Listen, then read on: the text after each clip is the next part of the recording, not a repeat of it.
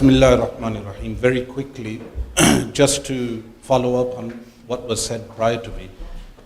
For instance, the UN recognized what they refer to as Israel in 1947, giving 55% of Palestinian land to Jewish migrants from, or settlers from mainland Europe, entering into Palestinian land, giving them 55%. What does that tell you about the UN? So when Mr. McGuinness was mentioning the end of the Labour Party, it's in fact what we should be calling for is the end of the international system. The entire system is corrupt from its core, and that is what needs to be called out. But when we make this division, what we need to take to account, for instance, recently Tommy Robinson held this flop protest in London, but these patriots were carrying the Israeli flag.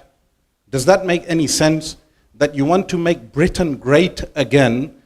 I would like to ask, when was it great in the first place? Was it in the time of Victoria, Queen Victoria, the imperialist, or was it great when you had the people fighting for their rights in the 1900s? He doesn't talk about the slums. These were slums. Birmingham was a slum before the Pakistani migrants came here and helped in rebuilding Birmingham.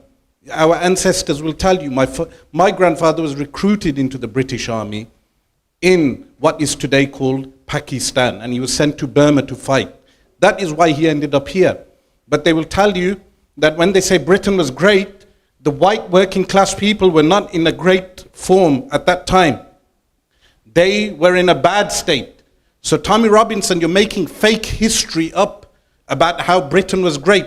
Yes, it was great for the imperialist rulers at the time, but it wasn't great for the working people of this country. In fact, when people arrived, when the migrants arrived, they were shocked how working class white people didn't even have shoes to wear, post-World War II. So today, the only institute that was great in this country, which is the NHS, they want to destroy the NHS. They want to finish the only great thing that was given to the working class people at that time, post-World War II. But what did they have pre-World War II? Now, how does that even relate to Israel? Why they called me anti-Semitic is because sometimes I called out things like saying Rothschild family, the banking family, and I'm not going down the domain of conspiracy theories. I'm talking facts that the Rothschild banking family purchased land in Palestine pre-1900 with the project which I refer to as the Bankers Project. Why did I refer to it as the Bankers Project? Because the Rothschild family is a banking family, and they happen to be Jewish, and they happen to be Zionist. At that time, when the Balfour Declaration was written in 1917, it was addressed to whom? To Mr. Rothschild of that time. And that is what I pointed out. Now, they want to refer to that as anti-Semitic, but Benjamin Netanyahu is as Semitic as my neighbor's dog. Yes? He's not Semitic. The man's Polish. Yes? You want to talk about immigration, you want to talk about Tommy Robinson has to realize the world is not divided on racial lines. It's divided in accordance with modern capitalism. This is why the Arabs are behaving in the way they are behaving. You go to Mecca, so you guys haven't been to Mecca, but you go to Mecca, why are Muslims performing tawaf, which is the circumambulation around the Kaaba, and then going to McDonald's afterwards? Does that even make any logical sense? Why are they having Coca-Cola? Before the current system, what happened in Mecca, if you went as a poor person, the Caliph, they would have subsidized hotels for the people. The people who arrived were poor. Now what are they doing? They are building Hilton Hotel in Medina, in Mecca. And this is a capitalist system. That is why there is no military action. And I called for military action, as people who are familiar with me, over a decade ago. And the Jewish Chronicles, which should be renamed, it shouldn't be called the Jewish Chronicles, it should be called the Zionist Chronicles. But this Jewish Chronicles, rag newspaper, they covered the story. It was a shock to their system that this cleric is calling for military intervention. I was in fact calling upon the Pakistani army to intervene. Now the good thing that we do have in Pakistan is a tribal system where everyone can actually send a message to the general at the top. You can reach them. It's very easy to do so. But I call for military action then. Okay, we address all these capitalist Arabs and capitalist states surrounding Palestine today.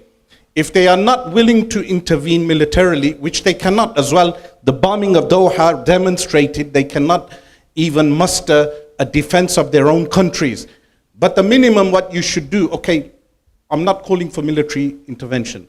I'm calling for you to just open your borders. Open the borders. Mr. Erdogan, if you open the Turkish borders, you opened the Turkish borders to carry out a revolution in Syria. Yes, you allowed thousands of fighters to enter for a NATO war. You allowed and permitted even people who joined ISIS from here, from the UK, they were allowed to enter the Turkish border and enter Syria to destabilize Syria. But all of a sudden, Mr. Erdogan, you close the borders down now when it comes to Palestine. Similarly, the Jordanians, Malik al-Bandura, the Abdullah, the king of Jordan, they call him the king of tomatoes. Malik Bandura, he trained people, trained fighters to enter Syria. They were trained in Jordan. But now when it comes to Palestine, the borders are what? Closed. And I will tell you, the IDF are not brave. They are not brave fighters. Because Gaza has demonstrated that people who are not militarily as equipped as what they refer to the Israeli Diaper Force, they are not as militarily equipped, the resistance fighters, yet the resistance fighters have demonstrated that they can take on the military force of Israel, which is backed today by Donald Trump. And we would want to ask, what has happened to Donald Trump? Is it the Epstein Files? What is it? What has happened to Donald Trump? Of course, he was a bad one from the onset. He was the one who declared Jerusalem as being the capital for Israel, an illegal move on any account, according to their so-called international law and in accordance with our Islamic law. Donald Trump, what has happened to Donald Trump? Why is Donald Trump acquiescing to all the requests of Israel? These are the questions that need to be asked regarding the international system, which is a decadent system. It favors the elite over the underclass. It's not a north and south divide. It's not, do not look at it as a racial divide. Some people will say it's a class divide, but it's to do with those who have money and those who do not have money. The Middle Eastern regimes, some of them, the oil regimes, have money. That is why they are deemed as human beings. But those who are deemed as subhuman are the ones who do not have that money. They do not have the resources or the military resources or the financial resources, all these type of resources. This is why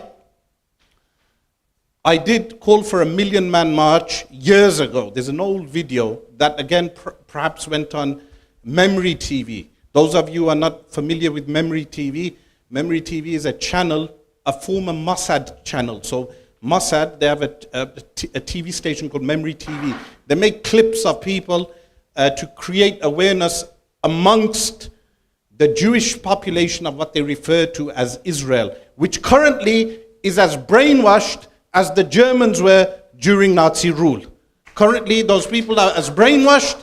The propaganda, they believe in everything. They are brainwashed the way the Germans were under fascist Nazi rule. So, Memory TV, they placed that I called for a 1 million man march. Okay, if we cannot convince those compromised militaries to take an intervention militarily into Palestine today, we call upon the next step. What is the next step? The next step is open up your borders. Open up your borders. Open up Turkey, the border between Syria and Turkey. Erdogan. Similarly, Ahmed al-Sharaa, open up the Syrian border. Similarly, Jordan, open up your borders and we will have a civilian million-man march into what is occupied Palestine today. They cannot kill millions of people who decide to march back into Palestine. The Palestinians alone, who were evicted from the Nakba in 1948, they alone are sufficient. But I'm saying no, let's call for an international march into Palestine today, and then we will see the response of the international decadent order that we have. Wassalamu alaikum wa rahmatullah.